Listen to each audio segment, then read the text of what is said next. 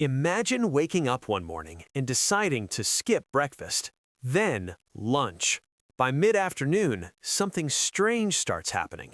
Your stomach isn't just growling anymore, it's gone quiet. Your hands feel inexplicably cold, even though you're wearing a sweater. When you speak, you notice your breath has this odd metallic tang, almost like you've been sucking on pennies. And then comes the real confusion. Your mind, which felt foggy and sluggish just hours ago, suddenly sharpens with a clarity you haven't experienced in years. Most people would panic at this point. They'd think something was seriously wrong and immediately reach for food.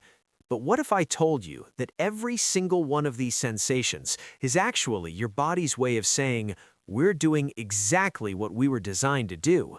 What you're experiencing isn't dysfunction, it's awakening.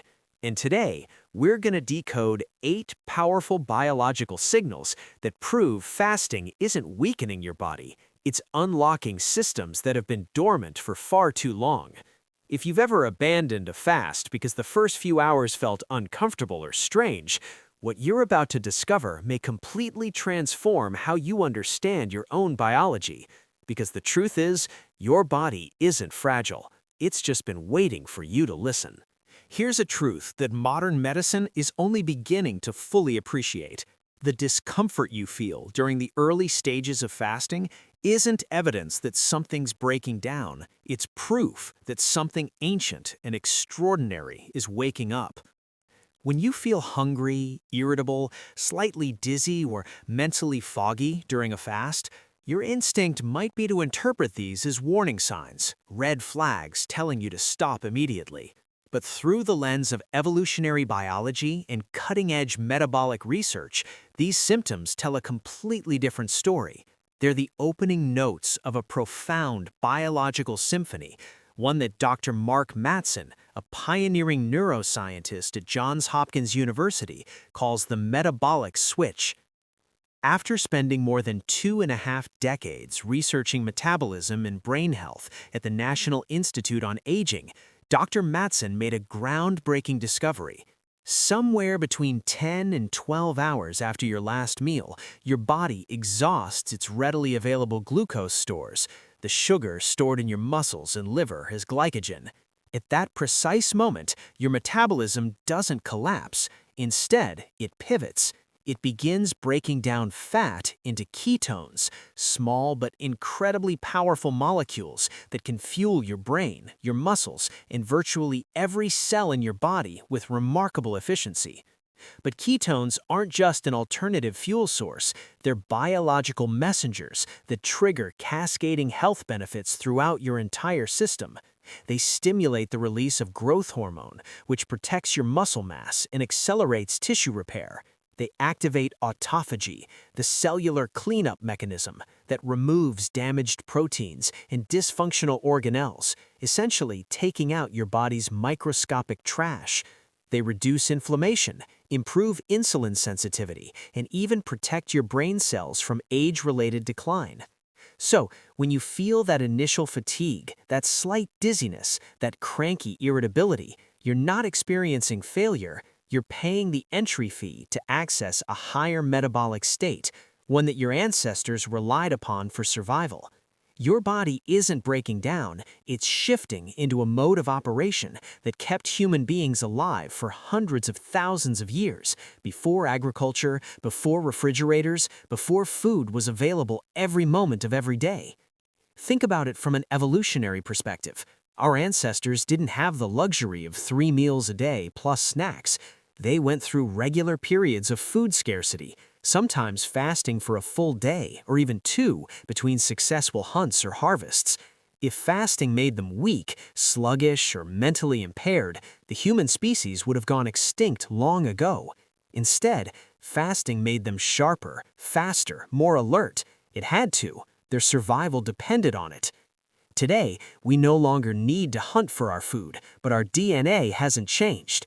When you stop eating, your body still activates that same primal survival program, not because it's panicking, but because it's supremely efficient. So, the next time you notice strange sensations during a fast, try viewing them through this biological lens. they're not signs of weakness, they're signals of transformation happening at the deepest cellular level.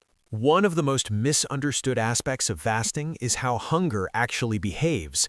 Most people assume that the longer you go without food, the hungrier you'll become, as if hunger increases in a straight line over time. But research from Dr. Matson's lab and others reveals something far more interesting. Hunger doesn't escalate continuously, it comes and goes in waves. The key player here is ghrelin, often called the hunger hormone. What scientists discovered is that ghrelin doesn't respond to how long it's been since you last ate. Instead, it responds to when you usually eat. Your body has an internal clock, a circadian rhythm that tracks your eating patterns. If you typically have lunch at noon every day, your ghrelin levels will spike around noon, triggering intense hunger signals. Your stomach might growl, you might feel slightly lightheaded, and food becomes all you can think about. But here's where it gets fascinating. If you don't eat, that hunger doesn't keep building indefinitely. It reaches a peak, holds for maybe 20 to 30 minutes, and then it begins to recede.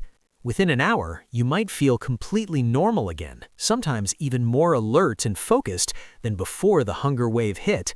You haven't consumed a single calorie, yet the hunger has passed. This wave-like pattern reveals something profound about human biology. Hunger isn't an emergency signal telling you that your body is running out of fuel. It's a scheduled notification, a reminder based on habit rather than genuine need. When you ride out that first wave without giving in, you're teaching your body that it's okay, that fuel is available internally, stored as fat that can be converted into energy whenever needed.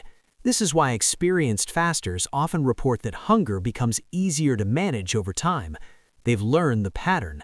They know that intense hunger at noon doesn't mean they're starving. It means their body is checking in, asking if fuel is available.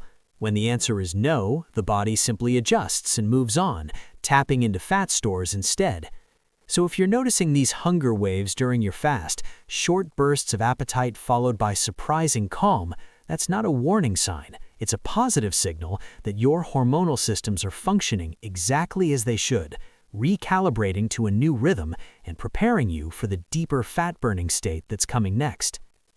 After you've successfully navigated those first hunger waves and your hormonal system has begun to stabilize, another curious phenomenon emerges, one that often catches beginners completely off guard. Your breath starts to smell different. Not the typical bad breath caused by bacteria on your tongue, but something distinct, a metallic tang, or sometimes a slightly sweet, fruity scent reminiscent of fermented apples or nail polish remover. At first glance, this might seem alarming, but in reality, this change in your breath is one of the most exciting and definitive signs that your fast is working at a biochemical level. It's direct, measurable proof that your body has successfully flipped the metabolic switch from burning sugar to burning fat. Here's what's happening inside your body. After about 12 to 16 hours without food, depending on your metabolic health and activity level, your liver begins converting stored fat into 3 types of ketone bodies: acetoacetate, beta-hydroxybutyrate, and acetone. The first 2 are used as fuel by your brain, heart, and muscles, but acetone, the third type, is different. Your body can't use it for energy, so it treats acetone as a waste product that needs to be eliminated. Acetone is highly volatile, which means it easily evaporates. Your body excretes it through 2 primary routes, your urine and your breath. When acetone exits through your lungs, it creates that characteristic metallic or fruity odor. This isn't a sign that something's wrong. It's chemical evidence that your liver is actively breaking down fat and producing ketones, that your cells are shifting from glucose dependency to fat adaptation.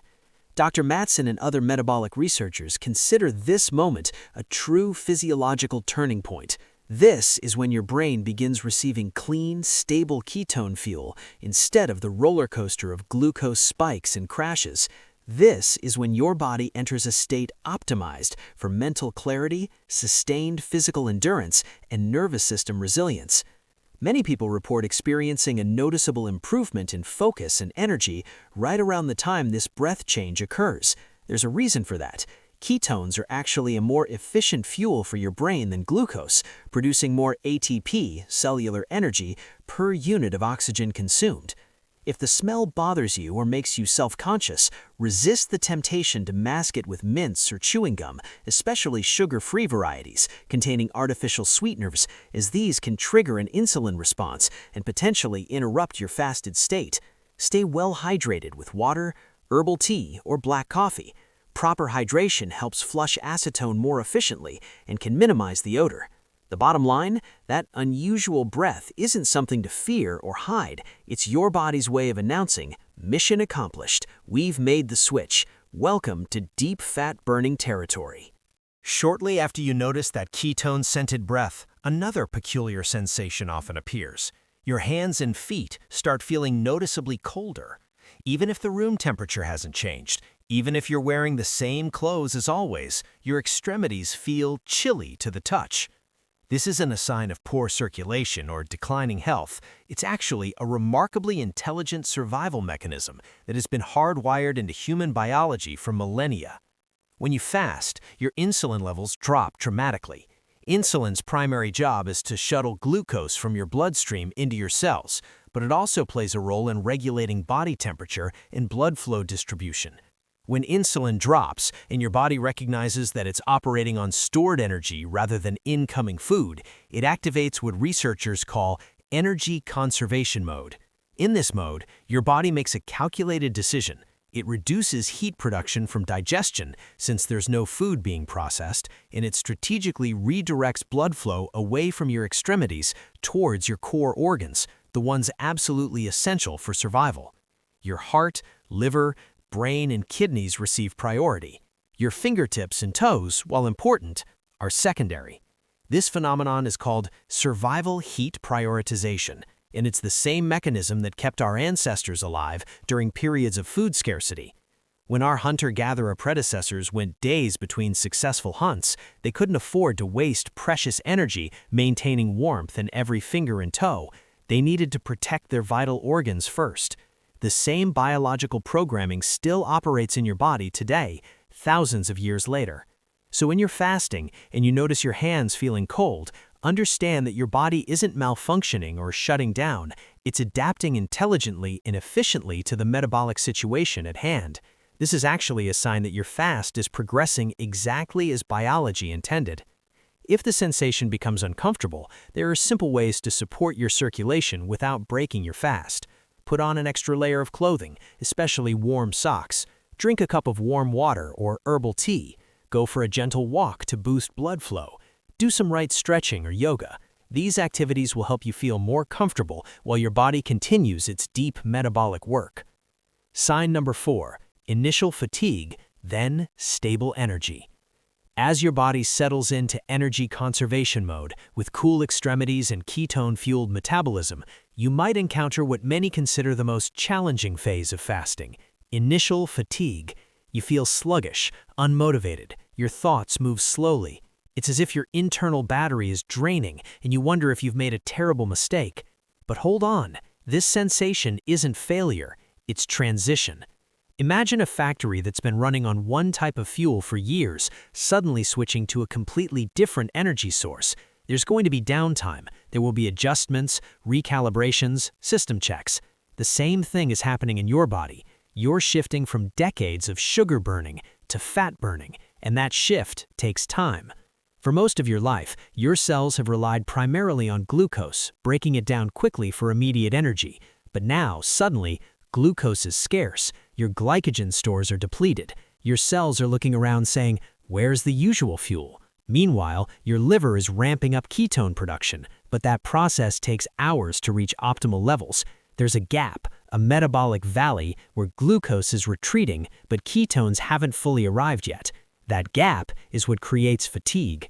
Dr. Matson's research shows that this is precisely when the metabolic switch is being flipped. It's not instant. It's a process that can take anywhere from a few hours to a few days, depending on your metabolic flexibility, how often you fasted before, and your overall health. But if you push through this temporary valley, something remarkable happens. Your ketone levels rise, your cells adapt to using this new fuel source, and suddenly you experience an energy state unlike anything you felt on a glucose-based metabolism. Instead of the spikes and crashes that come with carbohydrate meals, the mid-afternoon slumps, the post-lunch brain fog, you feel smooth, steady, sustained energy. Ketones burn clean. They don't create the same metabolic turbulence as glucose. They provide consistent fuel without the roller coaster. Many people describe it as feeling like a well-regulated power source is flowing through their body. No fluctuations, no crashes, just stable vitality. Even more fascinating, this is when growth hormone surges. Research shows that fasting can increase growth hormone by 3 to 5 times normal. Growth hormone is crucial for preserving muscle mass during periods without food, for regenerating tissues, for supporting deep fat burning, and for maintaining youthful cellular function. So, if you're feeling drained right now in the early hours of your fast, understand this: your body is undergoing an energy infrastructure upgrade. The fatigue is temporary. The benefits that come afterwards are profound. You're not losing strength, you're building metabolic resilience. Sign number 5. Brain fog, then mental clarity. As your energy stabilizes and ketone production reaches optimal levels, another dramatic shift occurs. This time, in your brain. At first, during that transition phase, you might experience mental fog. Concentration becomes difficult. Your thoughts feel muddy. Simple tasks require extra effort. But then, almost like someone turned on a light switch in a dark room, clarity emerges. Suddenly, your mind feels sharp, focused, precise. Ideas flow easily. Your attention is laser-focused. This isn't random. This is your brain switching fuel sources and discovering that the new fuel is actually superior. Once your body produces sufficient quantities of beta-hydroxybutyrate, the primary ketone used by the brain, these molecules cross the blood-brain barrier and begin powering your neurons. Unlike glucose, which can cause energy fluctuations in the brain, ketones provide clean, stable, efficient fuel. They produce more energy per unit of oxygen consumed, and they generate fewer harmful byproducts called reactive oxygen species. But the benefits go far beyond just cleaner energy. Fasting also triggers a dramatic increase in BDNF, brain-derived neurotropic factor. BDNF is a powerful protein that functions like fertilizer for your brain. It protects existing neurons from damage and death. It strengthens synaptic connections between brain cells, improving communication. It stimulates the growth of new neurons in the hippocampus, the brain region responsible for memory and learning. It enhances neuroplasticity, your brain's ability to adapt and rewire itself. From an evolutionary standpoint, this makes perfect sense. When our ancestors were fasting, when food was scarce, they couldn't afford to become mentally sluggish. They needed to be at their sharpest in order to hunt successfully, to problem solve, to find food. Their brains had to work better, not worse, during periods of hunger. Modern humans still carry that same biological programming. When you fast, your brain doesn't shut down, it lights up. So when that brain fog finally lifts and clarity returns, you're not just imagining it, you're experiencing your brain operating like the precision instrument it was designed to be, focused, alert, and fully alive, powered by the exact fuel source it evolved to use during times of metabolic challenge. Sign number 6. Hunger decreases after 24 hours. One of the most counterintuitive experiences in fasting is this. Hunger often decreases significantly after the first 24 hours.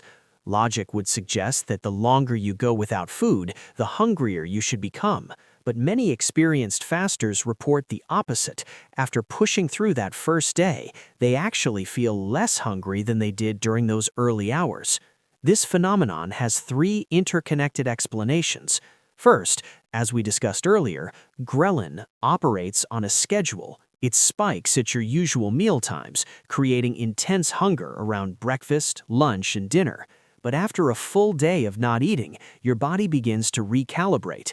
Those scheduled hunger signals become less intense because your hormonal system realizes that food isn't coming at the usual times. The alarm clock stops going off.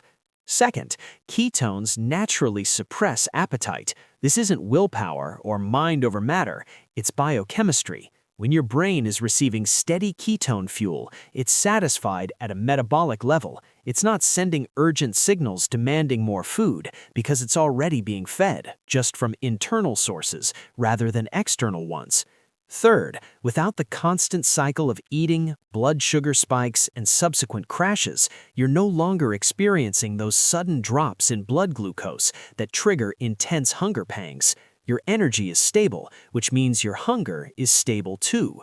This creates a beautiful paradox. The longer you fast, the easier fasting becomes. The first 12 hours might feel challenging. The next 12 hours might test your resolve. But after that, many people enter a state of surprising calm, where hunger is present but mild, manageable, almost background noise, rather than an overwhelming force. This isn't deprivation.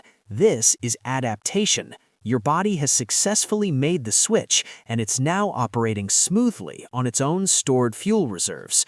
This is a profound sign that your fast is working exactly as biology intended. Sign number 7. Skin reactions. For some people, extended fasting brings an unexpected and sometimes concerning development: skin breakouts, redness, minor rashes, or increased blemishes. At first glance, this might seem like a negative reaction, a sign that fasting isn't agreeing with your body, but the truth is far more nuanced and ultimately positive. When you fast long enough for autophagy to activate, your body initiates a deep cellular house-cleaning process. Damaged proteins, dysfunctional organelles, accumulated metabolic waste, all of it gets broken down and prepared for elimination. But here's the challenge. Many toxins and waste compounds have been stored in your fat tissue for years, sometimes decades. When your body starts burning fat rapidly during a fast, those compounds are released into your bloodstream. Your liver and kidneys work hard to filter and eliminate these substances.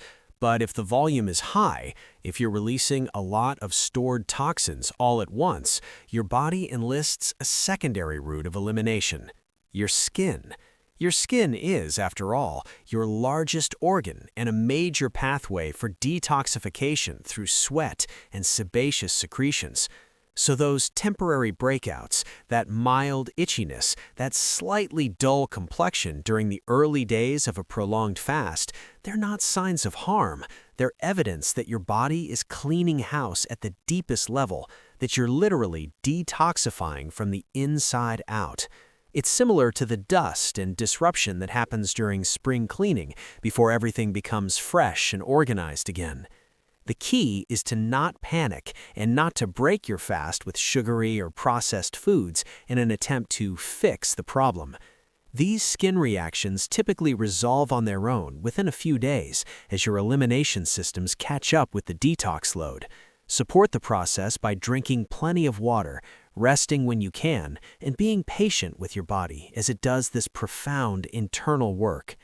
Each blemish might actually represent a cellular victory, a small piece of accumulated damage being processed and removed, leaving you cleaner and healthier at the microscopic level. Sign number 8. Mood swings and emotional sensitivity. The final sign is perhaps the most personal and challenging: emotional volatility. During a fast, especially in those first 24 to 48 hours, your emotions might feel unpredictable. You might find yourself irritable over small things, anxious about nothing in particular, or experiencing waves of melancholy that seem to come from nowhere. Before you judge yourself or assume something's wrong, understand this: your nervous system is responding exactly as it was designed to when fuel sources change. Under normal eating conditions, your brain runs primarily on glucose, but when you fast, glucose drops and ketones take over.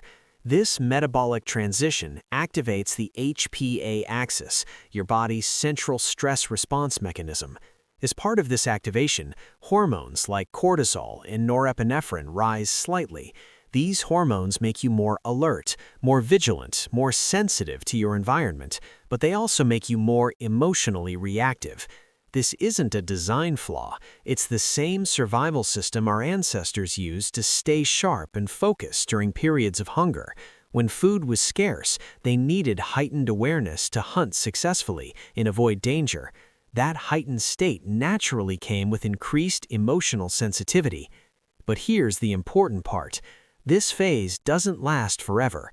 As your ketone levels stabilize and your brain fully adapts to its new fuel source, your mood begins to settle. The anxiety fades, the irritability diminishes, focus returns, often sharper than before. Many people report feeling emotionally balanced, even serene, once they're fully fat adapted. The most important thing is to understand that this emotional turbulence is a sign of neural adaptation, not failure. Just as your muscles might ache after trying a new workout, your nervous system needs time to recalibrate in a fasted state. It's temporary discomfort in service of long-term benefits. To support this transition, try gentle movement like walking or yoga. Take a deep breath or meditate. Take a warm shower. And above all, don't judge your feelings harshly. Honor them as signs that deep biological recalibration is underway. Fasting is far more than simply skipping meals or restricting calories. It's an ancient biological signal, a message you send to your body that activates sophisticated, powerful, and genuinely awe-inspiring processes that have been refined over millions of years of human evolution.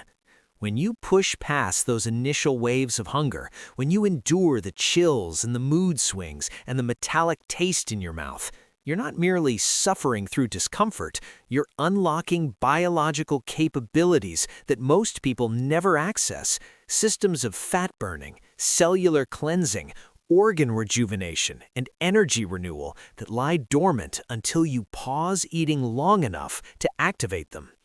Each uncomfortable symptom is proof that you're entering a state most modern humans rarely experience, a state where your body stops depending on external food and starts running on its own magnificent internal resources. The human body isn't fragile. It's resilient, adaptive, and extraordinarily intelligent. It's just been waiting for you to pause long enough to hear what it's been trying to say. And when you do listen, when you pay attention to these 8 signs and understand what they mean, your body doesn't just survive, it regenerates. Now, a crucial reminder. Fasting isn't appropriate for everyone, particularly if you have certain medical conditions, are pregnant or nursing, have a history of eating disorders, or are taking specific medications. Always consult with a qualified healthcare provider before beginning any fasting protocol. But if you're healthy and curious, if you're willing to observe your body like a scientist and support yourself like a friend, then noticing and understanding these signs during a fast becomes the most direct way to know yourself scientifically, honestly, and powerfully. Let's recap the journey. Hunger arrives in waves because of hormonal rhythms, not genuine fuel scarcity. Ketones emerge and change your breath chemistry. You feel cold as your body prioritizes core organs. You experience fatigue during the transition, then stable energy once adapted. Brain fog clears into remarkable mental clarity. Hunger paradoxically decreases after the first day. Your skin might temporarily break out as toxins are eliminated, and your emotions become sensitive as your nervous system recalibrates. None of this is random. Every reaction is a chapter in the living biology unfolding within you, a story written in the language of cells, hormones, and evolutionary wisdom. If you've made it this far, you're more than just a casual viewer. You're an explorer, someone willing to understand their body at a deeper level, to question conventional wisdom, and to discover what you're truly capable of. Your body is working silently, powerfully, and intelligently. The question is, are you ready to listen?